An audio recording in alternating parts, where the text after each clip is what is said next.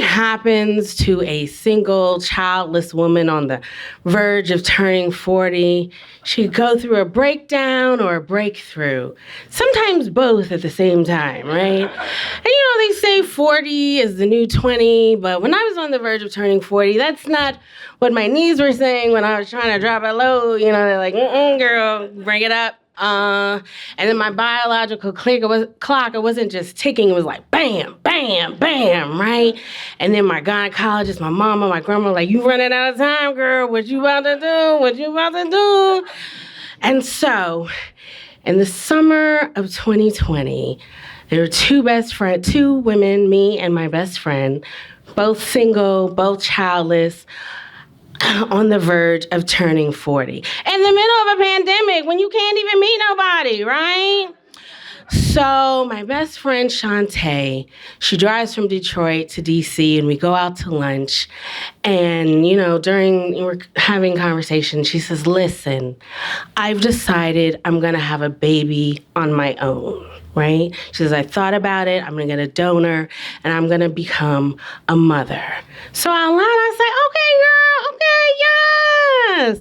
But inside, I'm like, girl, are you crazy? You about to have a baby on your own? Do you know how much babies cost? And then they become kids, and that's more money. And then they become teens who talk back. And then when you're supposed to be done raising them, they still ask you for money. Ask me how I know, because I still ask my parents for money, okay? So I'm thinking all this stuff, right? And then she says, so I'm going to need your help. Now, we were 20 years into this friendship thing, so I was like, I got you, girl, right? So she goes to Detroit, gets the procedure done, and becomes pregnant. Now, I had made peace with the fact that I was probably never going to be a mother. I was dating this guy who had grown kids, and he didn't want any more kids. And, I rather liked when we would wake up on a Sunday morning and look at each other and be like, hey, you want to go to brunch? Yeah, I liked it, right? So I was cool with not having kids, but I was so excited for her because she was so happy. So the next year, in February 21, the year we were turning 40, I come home to this box, and there's this handwritten note where Shantae is asking me to be the godmom. And I'm ecstatic because no one had ever asked me to be a godmom before. I don't know why. I'm amazing, right? So I was like, yes, girl, I got you. So then she comes and says, listen, I've decided I'm going to have a home birth and a birthing pool. I have midwives, and I want you to be my birthing partner. And I was like, okay, yeah, sounds good. And then she hits me with, and I would like for you to stay a month after the baby's born and help me take care of the baby. So now I'm like, okay, girl, I do have a job and a man and a house, but you know what? Anything for you. I'll make it work, right? So we start our online birthing classes, and the teacher is amazing. And every week I'm learning about the miracle of childbirth. And I'm also learning that childbirth is fucking crazy, okay? And I knew it could last for hours, but the lady's like, sometimes it can last for days. What? And she's like, it could be problems, there could be complications, and you might think you have a plan, but you have to change your plan, and the mom might need an emergency C-section, and as her birthing partner, are you ready to be an advocate for the mom? Oh my God, no, I'm not ready for any of this. But I've made a commitment, right? So I gotta do it. So before I leave for Detroit, I say to my mom, I was like, Mama, you think we can do this? Just the two of us, like take care of this baby? You know how little babies are? Like no mama, no big mama to help? I don't know. And she says, of course. You're both smart, capable women. You got this. So with that encouragement, I get to Detroit at the end of April, right? And so It was still pandemic time, so I could telework. I had that taken care of. My friend was washing my house, and my boyfriend was fine. He was like, whatever. So I get there at the end of April because the baby is due May 6th. End of April, no baby. May 1st, no baby. May 6th, no baby. May 10th, no baby. May 15th, no baby. May 20th, no baby.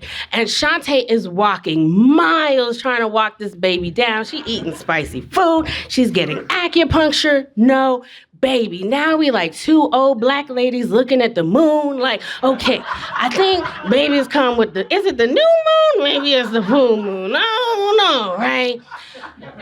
So I was scheduled to leave May 26th. That would have been my month. About May 24th, no baby.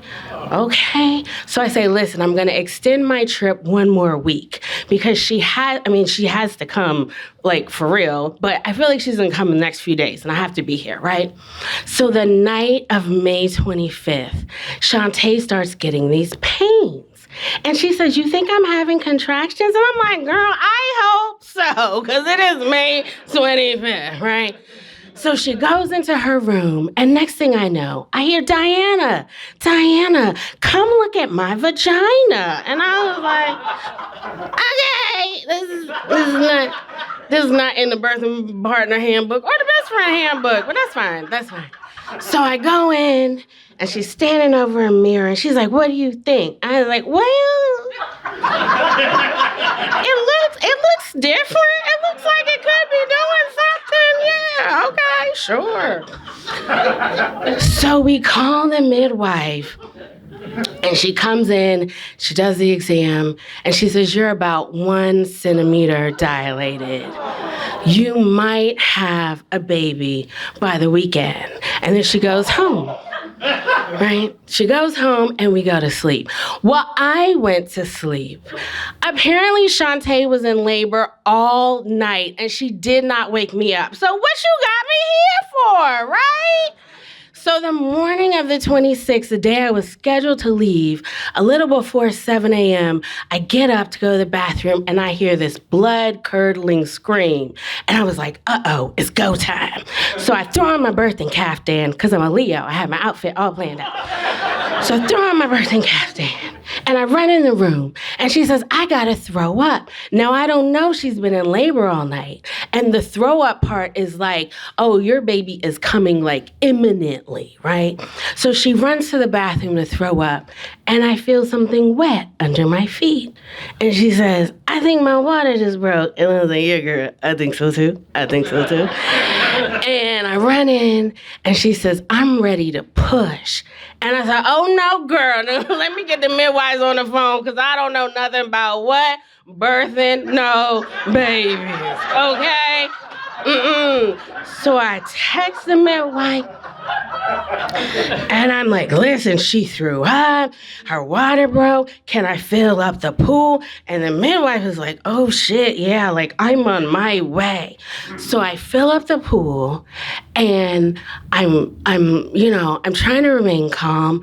I turn on the playlist she had made and like Jill Scott's soothing voice comes through the speakers. And this is exactly what we need because for a solid 30 minutes, it's just me and Shantae, no midwife. And I'm like, oh my God, please do not have this baby because I cannot do this. Like, this is crazy. I light the candles. I'm telling her to breathe. I may or may not have taken a few puffs of the J. And I was like, listen, girl, you might as well hit this too. Cause like, is it really gonna affect the baby? Whatever. But like, I'm trying to be calm, but I'm really like, oh shit. This is crazy. Finally, the midwife gets there and she's like this hippie old white lady who's been delivering babies since like 1972. She don't have equipment, nothing. She just like listens to the baby, right? So she comes in, she's like, oh, and I said, Shantae said she's ready to push. Can she push? And she says, you just have to listen to what the body is telling you to do. If the body is telling you to push, go ahead and push. So Shantae pushes one time, and she looks in the water and says, "Oh my God, is that the head?" And I look, and I was like, "Girl, I don't know what I'm looking at. I have no idea."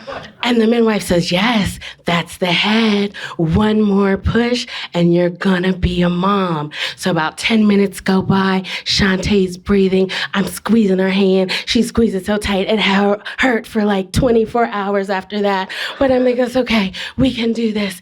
And then she takes one more big push. And in the year that we were turning 40, two best friends who had been through breakdowns and breakthroughs, at 8:13 a.m., we had our baby.